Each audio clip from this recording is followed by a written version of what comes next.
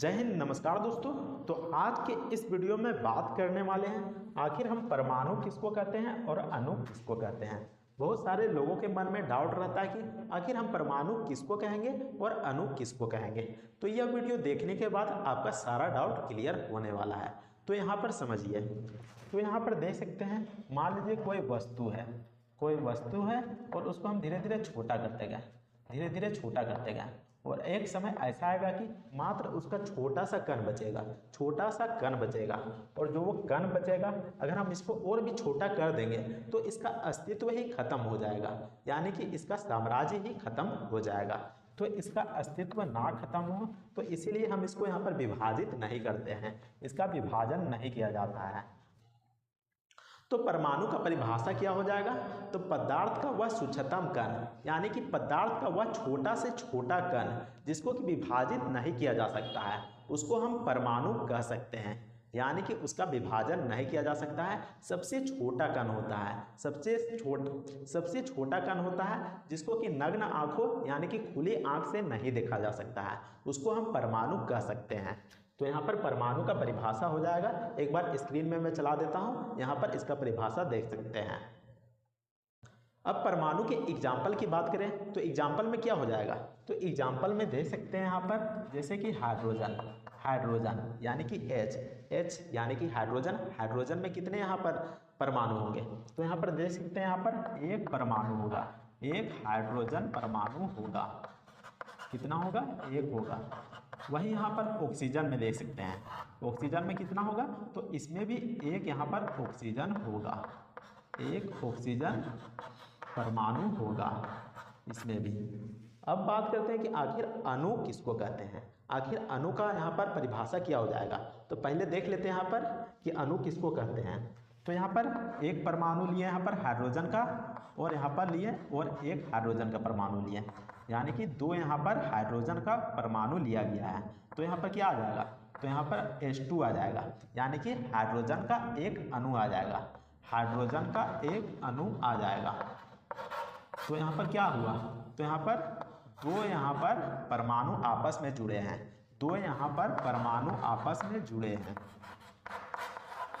दो परमाणु को आपस में जोड़ने पर यहाँ पर एक अणु का निर्माण होता है।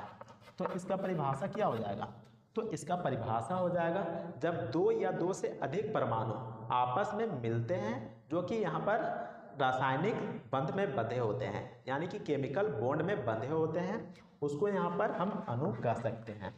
अब बात करते हैं कि आखिर जो अणु और परमाणु होते हैं वह स्वतंत्र अवस्था में भी पाए जाते हैं और यहाँ पर स्वतंत्र अवस्था में नहीं भी पाए जाते हैं। तो आखिर कौन सा, आखिर परमाणु स्वतंत्र में पाया जाता है या फिर अणु स्वतंत्र में नहीं पाया जाता है, आखिर क्या होगा, तो चलिए उसके बारे में बताते हैं। और जो परमाणु होते हैं वह स्वतंत्र अवस्था में नहीं पाए जाते हैं, जो परमाणु होते हैं वह स्वतंत्र अवस्था में नहीं पाए जाते हैं। आखिर कैसे, तो यहाँ पर देखिए, तो यहाँ पर जो H2 हो गया, N2 हो गया, यहाँ पर HCl हो गया, तो ये सभी क्या है, तो ये सभी अणु हो गए, ये सभी अणु हो गए। लेकिन यहाँ पर जो परमाणु क्या हो जाएगा, तो परमाणु यहाँ पर देख सकते हैं, यहाँ पर दो परमाणु हैं। हाइड्रोजन में कितना परमाणु है, यहाँ पर दो परमाणु हैं, दो परमाणु हैं। तो जिसी तरह यहाँ पर भी दो परमाणु हैं, यहाँ पर हाइड्रोजन के एक परमाणु है, क्लोरीन के एक परमाणु है। तो यहाँ पर जो यहाँ पर परमाणु है वह स्वतंत्र रूप से नहीं पाए जा सकते हैं, क्योंकि जो परमाणु होता है वह किसी न किसी तत्व से संयोज होता है, किसी न किसी तत्व से मिला होता है, संयोज होता है। तो यहाँ पर देख सकते हैं, यहाँ पर जो दो परमाणु है हाइड्रोजन के, यहाँ पर कौन सा तत्व से मिला है, तो यहाँ पर हाइड्रोजन तत्व से मिला है, हाइड्रोजन तत्व से मिला है। उसी तरह यहाँ पर देख सकते हैं नाइट्रोजन में, तो यहाँ पर नाइट्रोजन का दो परमाणु है, वह यहाँ पर नाइट्रोजन तत्व से मिला है, यानी कि किसी न किसी तत्व से मिला रहेगा।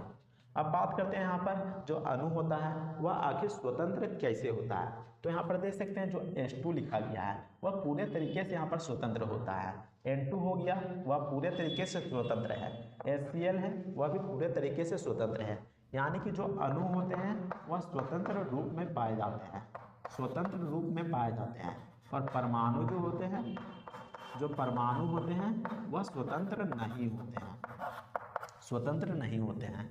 अब बात कर लेते हैं कि आखिर जो परमाणु होते हैं उसमें रासायनिक अभिक्रिया होती है या फिर नहीं। तो जो परमाणु होता है उसमें रासायनिक अभिक्रिया होता है। तो कैसे होता है, तो यहाँ पर देखिए H प्लस H यानी कि H प्लस H क्या हुआ H2, यानी कि यहाँ पर रासायनिक अभिक्रिया हुआ, तब यहाँ पर अणु का निर्माण हुआ। यानी कि कह सकते हैं कि परमाणु में रासायनिक अभिक्रिया होता है। तो यहाँ पर हाइड्रोजन के एक परमाणु और यहाँ पर हाइड्रोजन के एक परमाणु, तो दो परमाणु मिलकर यहाँ पर केमिकल रिएक्शन किया, रासायनिक अभिक्रिया किया, तब जाके यहाँ पर जो हाइड्रोजन का यहाँ पर अणु बना है। तो यहाँ पर एक तरीके का रिएक्शन हुआ है। अब इसको समझिए HCl को। तो यहाँ पर देख सकते हैं HCl में यहाँ पर कौन सा यहाँ पर रासायनिक प्रक्रिया हुआ है। तो यहाँ पर देख सकते हैं हाइड्रोजन प्लस क्लोरीन, हाइड्रोजन और क्लोरीन, हाइड्रोजन का एक परमाणु और क्लोरीन का एक परमाणु आपस में मिल गए, तब जाके यहाँ पर देख सकते हैं यहाँ पर दोनों रासायनिक अभिक्रिया किए और यहाँ पर हाइड्रोजन क्लोराइड का निर्माण किए। तो परमाणु यहाँ पर रासायनिक अभिक्रिया करते हैं, लेकिन जो अणु होता है वह रासायनिक अभिक्रिया डायरेक्ट नहीं करता है। जो अणु होता है उसको सबसे पहले इसको परमाणु में तोड़ना पड़ता है। जैसा कि मैंने बताया कि HCl को सबसे पहले हम तोड़ेंगे, तो किस में तोड़ेंगे, तो यहाँ पर हाइड्रोजन में तोड़ेंगे और क्लोरीन में तोड़ेंगे, और तब जाके फिर यह रासायनिक अभिक्रिया में भाग ले सकता है। यानी कि जो अणु होता है वह डायरेक्ट रासायनिक अभिक्रिया में भाग नहीं लेता है, जबकि जो परमाणु